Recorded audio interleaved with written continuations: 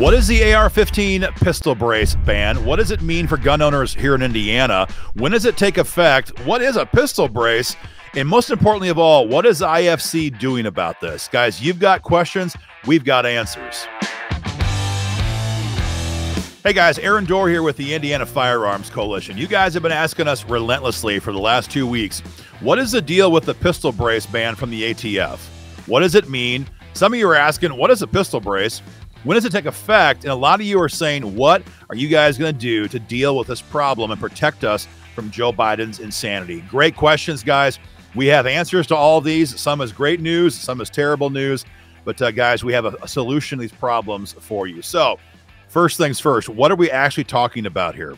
So last year, Joe Biden was filled full of rage. He couldn't find the ice cream machine in the White House, and he couldn't pass his assault weapons ban in Washington, D.C. And so instead, he whipped out his old tyranny pen and he signed an executive order that makes it a crime to possess a pistol brace unless that item is registered with the federal government through the National Firearms Act. That's a big mouthful. What does that mean? The NFA Act, passed in 1934, gives the ATF the authority to govern machine guns and any other item that they consider to be a dangerous item along the lines of a machine gun. And these fools, these tyrants, have now said through executive orders that a pistol brace is considered an NFA Act item. So you have to have a permit from the feds to own this or a machine gun and other items as well. I want to be clear on this. This is absolute tyranny. This item, this legislation, there was no law. This was never voted on in the House, never voted on in the Senate, never had a committee hearing, never had any public testimony. This was simply Joe Biden, by executive fiat, declaring these items to be felonious. The ATF then took the executive order. They spent multiple months crafting a new addition, a regulatory addition, they call it, to the NFA Act. And even though it's never law, it's now been attached to the NFA Act, and it will be enforced as law on the American people. It is absolute insanity. And so the next question you're asking us is, when does this all take place? Well, the order was finalized on January 13, and the DOJ says they'll begin to enforce this in 120 days, so approximately the middle of May. So you have until the middle of May to have these items either disposed of, or you can never have them attached to a firearm, or you can get a permit from the ATF to have an NFA Act item in your home. That's it. And the fourth option is you become a felon. And that's the goal of the ATF. Now, a lot of you are asking us, just for clarity's sake, what exactly is a pistol brace? Well, that's a great question. Here's a picture of one.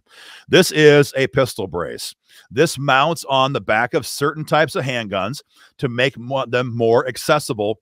More controllable, for the average shooter. They were originally designed for disabled veterans who could not handle a long form rifle with both arms. And so a pistol brace was designed to make pistols, which shoot larger caliber, bullets, more controllable for these disabled veterans. After all, we all like the idea of making our firearms more controllable. You'd think Joe Biden would too. So, but no, these are pistol braces. And if they're attached to your firearm after the middle of May, you don't have a tax stamp from Uncle Joe, you're now a walking, talking felon. Now, you may be asking yourself, that looks like a buttstock. What's the difference? That's a good question. Again, this is a pistol brace, but this is a buttstock. Pretty much the same thing. This you can buy right now on Amazon.com or Midway.com or anywhere else for, I don't know, $65. This, perfectly legal. But if you make the mistake of having an unregistered one of these, you are a walking, talking felon. Totally capricious, totally tyrannical, bypass the people. The goal of this is very simple for the DOJ and for the radical left. They want to tax the crap out of gun owners, number one. Number two, they want to register all of us in their database, which is what you're going to do if you apply for an NFA tax stamp. And number three, their biggest goal, they just want to make felons out of you and me and everybody else. The Congressional Budget Office themselves estimates between 10 and 40 million of these pistol braces are already in circulation. 10 to 40 million. So there's tens of millions of Americans who are going to be facing potential felony charges by mid-May because of this garbage rule, which was never actually voted on in Congress. Now, what is the solution to all of this? Well, that's a great question. There is a solution to this, and it's very simply called the Second Amendment Preservation Act. We call it SAPA for short.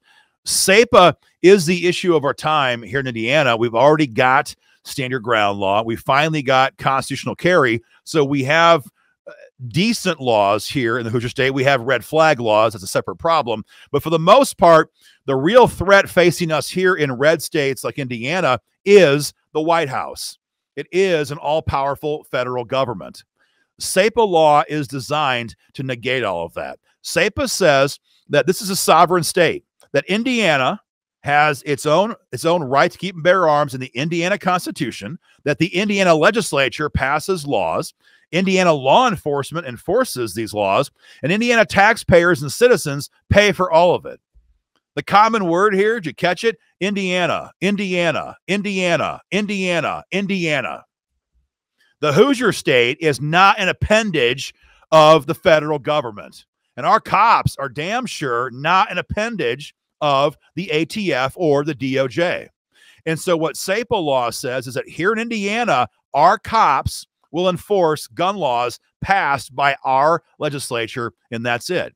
They will not be enforcing federal gun laws, laws on ammunition, or accessories like the AR-15 pistol brace. Now, what does that mean in reality? It means that Joe Biden's tyranny is going to collapse under its own weight. The dude simply lacks the manpower. Might be hard to believe, but it's just absolutely true. The feds have always counted on state and local law enforcement to be their enforcement arm. And when we pass SAPA and Joe Biden has to have his own officers come into Indiana to do this, it's simply not going to be enforced. This is not a theory. This is not some kind of pipe dream. This is law today in Missouri.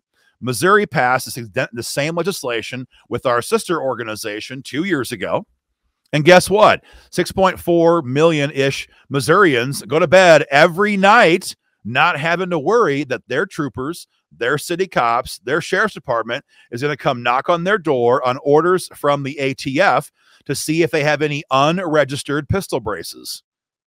Why don't we have the same protection here? We can if we enact SAPA legislation. The great news, guys, is that Representative Lorissa Sweet, pictured right here, is the lead sponsor on SAPA. She has filed the bill for us. It is making its way through the process. The question right now is, has your state rep co-sponsored? And if not, why not? So, guys, we have a link beneath this video or above, depends on what platform you're watching this on. Hit that link. Send your email to your state rep and to your state senator and say, I want you to co-sponsor, fight for, and vote for SAPA legislation this year. Again, this tyranny takes effect the middle of May. So when they adjourn for the season here in Indiana, in Indy at the end of the session, there's no chance to come back here and fix this until next January. Many of us could be felons before that time even comes. So, guys, contact your state rep.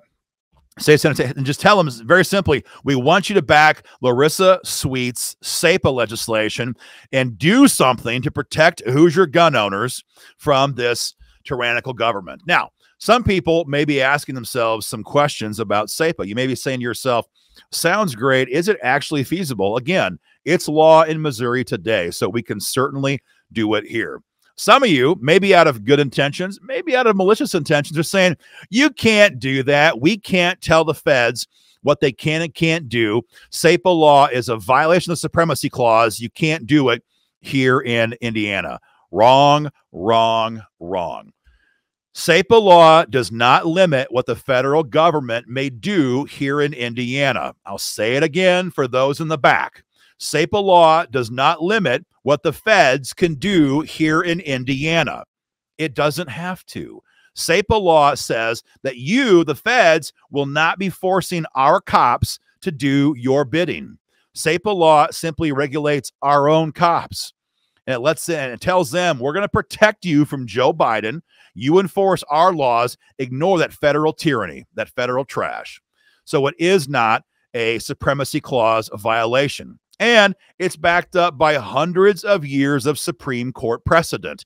Hundreds of years, back to the 1840s, cases involving fugitive slaves, involving sports betting, involving Obamacare, involving gun rights. Lots of cases where the states said, you know what?